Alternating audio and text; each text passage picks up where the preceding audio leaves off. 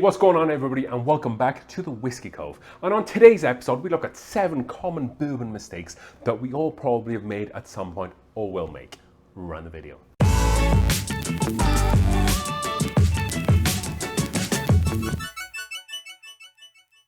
All right then, folks. Thank you for tuning in to another exciting episode of the Whiskey Cove.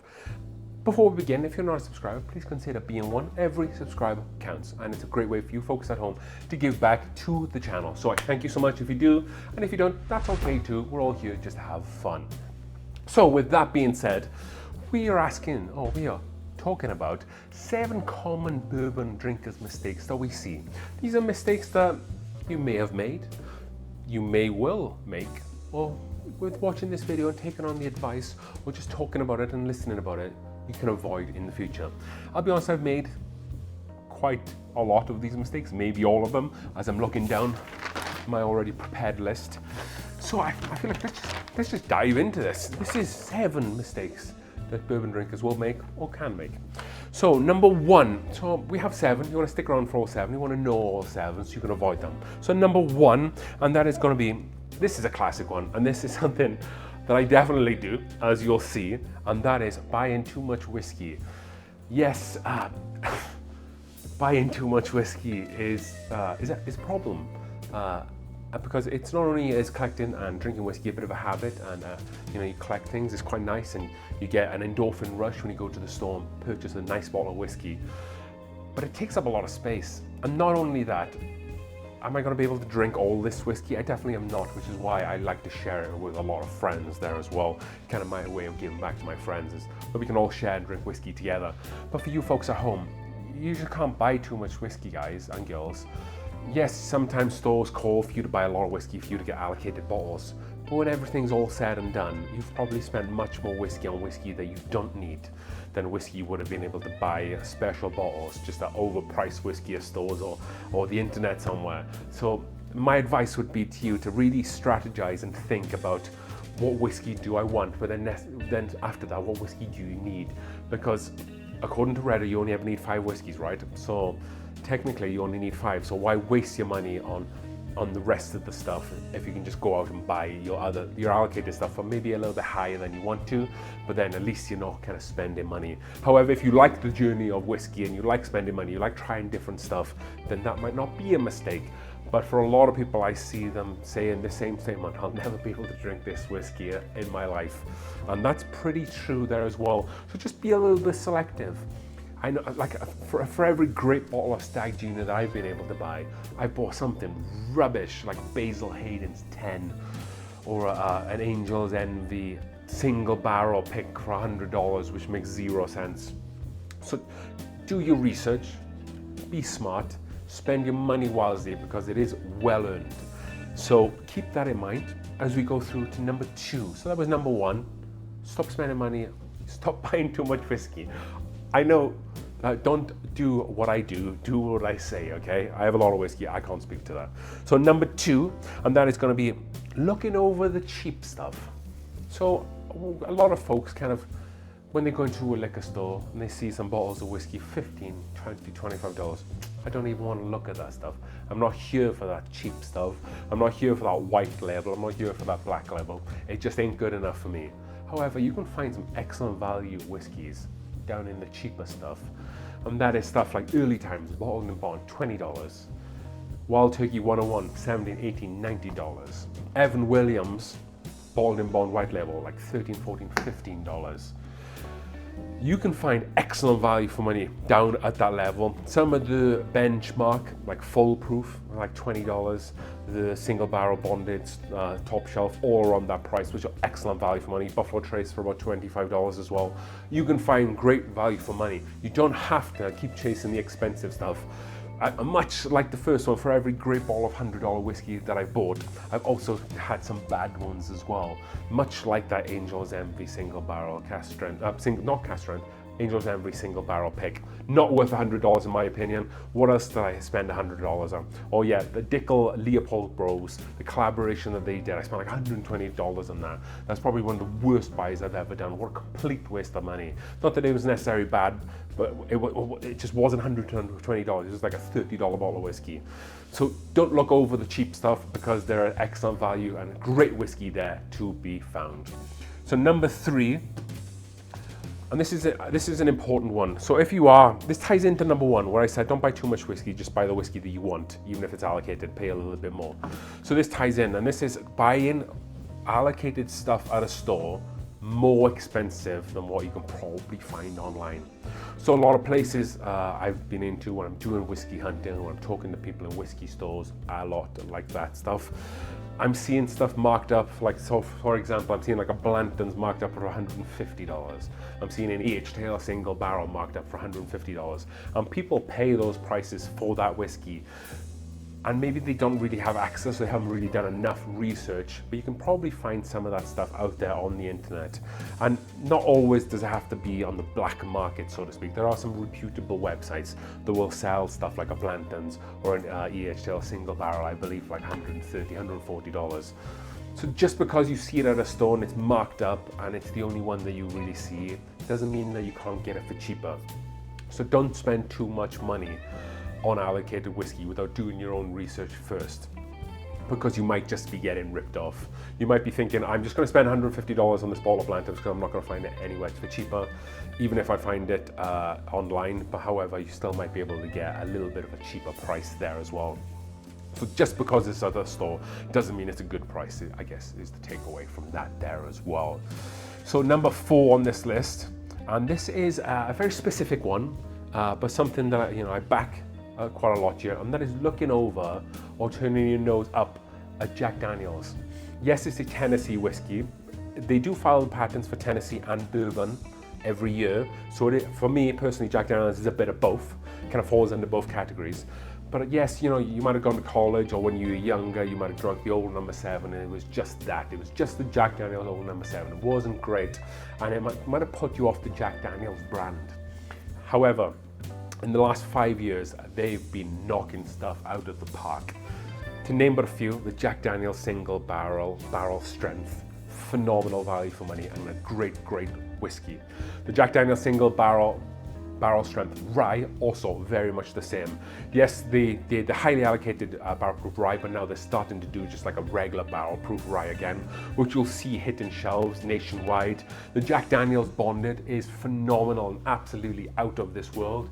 Some of the Jack Daniel's, and I've drunk them, and they're not up there, they're not the Tennessee Tasters, but like the distiller selections, which you'll see from time to time, also excellent juice as well. So just because when you tried Jack Daniel's last, you tried the old number 7 and it was crap, doesn't mean that the rest of the stuff is crap, because Jack Daniel's makes some phenomenal whiskeys and phenomenal bourbons too as well. And I know that was a little bit specific, but I know a lot of people do, and a lot of people pass on Jack Daniel's.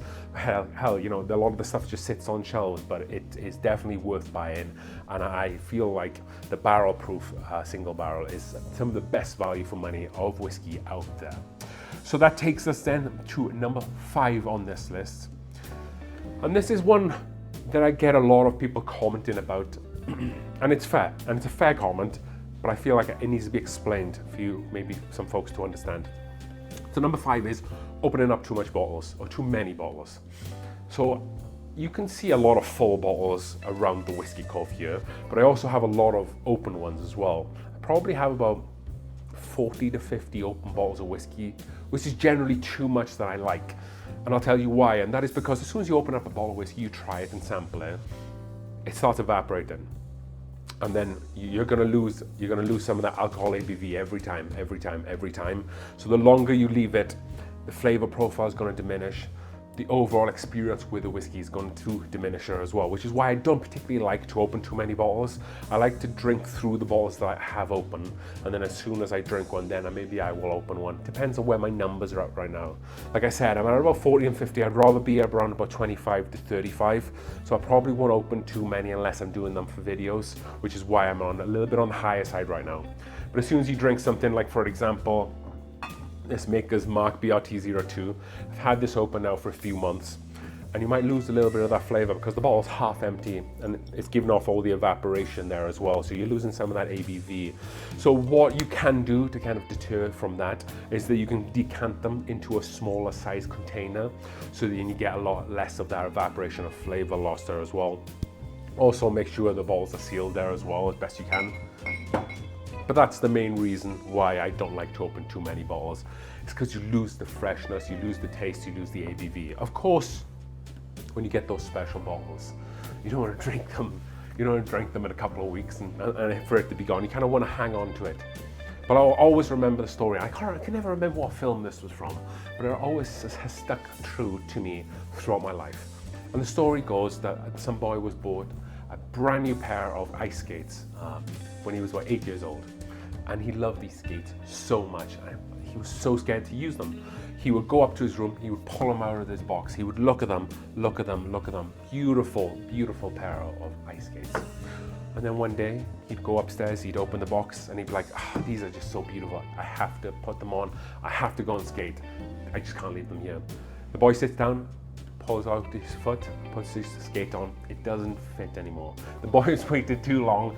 The skate doesn't fit his foot. I guess what I'm saying is don't leave those great whiskeys for too long, because the flavor profile will go and then you haven't got that beautiful skate that you can use anymore. So enjoy the whiskey when it's at its best. But as you can see with me, I also kind of hang on to some bottles as well, but I try, when I open up a special bottle, like I have a George T. Stagg open here right now. We had the Pappy 12 open, but I do like to drink through that within a few months as well. I know it's hard, but keep it for some of those special occasions, and when those special occasions do come through, then use it for that and just enjoy it there with the family. So that was number 5, and that was just opening up too many bottles. Just try to limit it, try to drink through a couple of bottles at a time. Maybe if you folks at home, I'd say between 5 and 10, if you have quite a large collection, just cycle between those and then try something else when you finish off another bottle, would be my advice.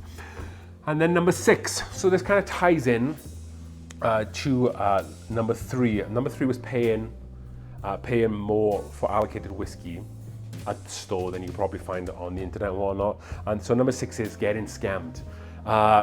So I'm really fortunate, not that I haven't bought a great deal of whiskey off the internet, but there's always an element of risk. Yes, you can buy stuff from like Sealbox and stuff like that, but you're not seeing a physical product when you're buying it there as well.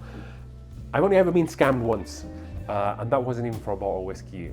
Not that I condone buying whiskey off any black markets or anything like that. I actually bought a sticker on a Facebook group for Poor Man's Pappy, which is what I wanted to get. I wanted to put on a bottle, and then I wanted to make Poor Man's Pappy, which is Weller Antique 107 and Weller 12 for those who don't know.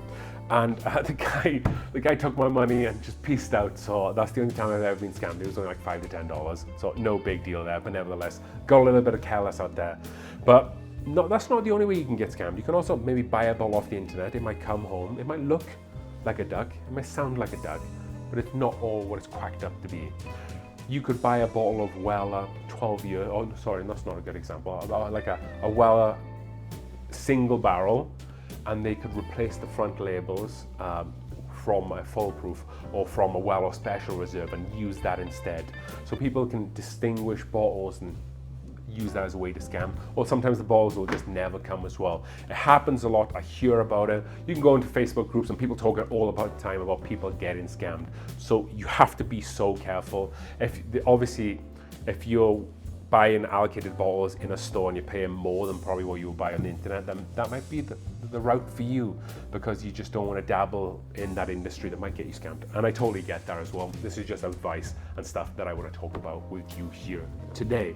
So that was number 6, getting scammed.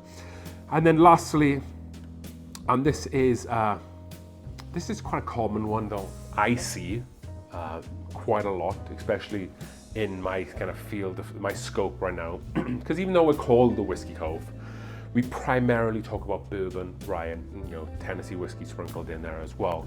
However, as you can see, there's a lot of other different whiskey I have here, and I do enjoy a lot of the other stuff. And I probably should make more videos in regards to Scotch, Japanese, Welsh whiskey, Irish, and whatnot.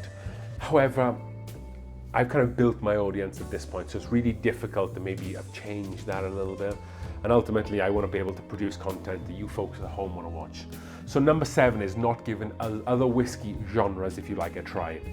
Japanese whiskey is phenomenal. Welsh whiskey is phenomenal. Scotch is great. Yes, we think of Scotch as something that's like really peated, hot type whiskey, but there's just so much more to it than that. There's so much more like flavorful, floral, and a lot of this stuff is already like ex-bourbon cask finish as well. So if you feel like you might miss some of those vanilla and spice notes, you'll definitely get that in a lot of the stuff. Like the Penderyn series is basically always finished in Buffalo Trace single barrels. So you get a lot of that flavor profile. So my challenge for you folks at home is every once in a while, maybe pick up a bottle of an Irish, a Welsh, a Scotch, a Japanese, just to try it out, because I think you'll be surprised. And heck, most of the time you don't have to chase any super rare bottles. You just buy the bottles that are on the shelf because they're phenomenal bottles of whiskey there as well. So that was number 7, and that was just not giving other whiskey genres a try. So that was all 7, and we'll just go through them one last time for you folks at home. That was buying too much whiskey. Number 2, looking over the cheap stuff. Number 3, paying more in store for allocated whiskey than online or the secondary market. Number 4 was overlooking the Jack Daniel's series as a whole. Number 5 was opening up too many bottles, which is a really important one. Number 6 was just getting scammed in general. And then number 7 was not giving other whiskey genres a try. So thank you for joining us today. I hope you enjoyed today's video. If you haven't already, please consider subscribing. And if there's anything else you feel like we should add to the list, comment down below, because these are the ones that I can think of, I'm sure there's much more out there, and I would love to hear from you folks there. So let us know down below as we drink through the world's whiskies, one glass at a time. Cheers.